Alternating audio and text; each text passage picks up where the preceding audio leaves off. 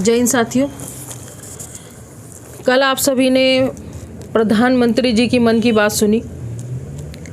मन की बात के 100 एपिसोड पूरे हो गए हैं, जिसका टोटल खर्च 8300 करोड़ रुपए आया है। जी हाँ, 8300 करोड़ रुपए। जनता की गाड़ी कमाई का पैसा नरेंद्र मोदी जी मन की बात करने में खर्च कर रहे हैं। देश के किसान के हालात बद से बदतर हो गए हैं। बारिश होने की वजह से आम की फसल पूरी नष्ट हो गई है। छोटा किसान आत्महत्या करने को तैयार है, लेकिन मन की बकवास के 100 एपिसोड में भी एक छोटा सा वाक्य किसानों की हालत सुधर जाए उस पर नहीं था।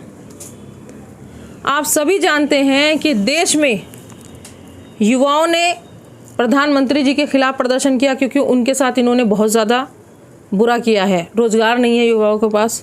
किसानों ने आंदोलन किया और अब जवान भी इनके लिए आंदोलन कर रहे हैं। तो प्रधानमंत्री मोदी जी किसकी बात सुन रहे हैं? किसको ये अपनी मन की बकवास सुनाते हैं? जब जनता के हित में कोई काम आप कर ही नहीं सकते तो क्या फ़ायदा ऐसे प्रधानमंत्री का? आप बताइए। देश के हालात बद से बदतर होते जा रहे हैं। किसान इतना ज़्यादा परेशान है कि किसान की अगर फसल नष्ट हो जाती है तो उसको मुआवजा देना चाहिए। उस क्षेत्र में प्रधानमंत्री जी कुछ करने को तैयार ही नहीं है।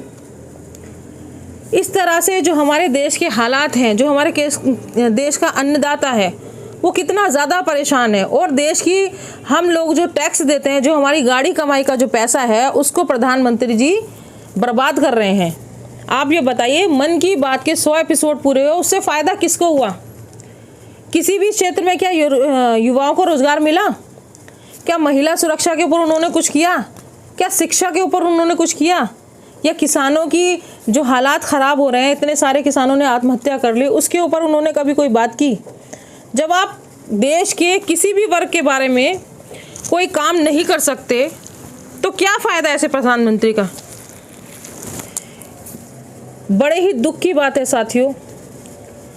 देश की प्रधानमंत्री, हम लोगों ने एक ऐसे व्यक्ति को प्रधानमंत्री बना दिया जिसको लोगों के दुख दर्द से कोई मतलब नहीं है, जिसको कोई फ़र्क नहीं पड़ता। भाड़ में जाए किसान, भाड़ में जाए जवान, भाड़ में जाए पहलवान, किसी के साथ कुछ भी हो, उन्हें तो सिर्फ पूंजीपतियों का समर्थन करना है।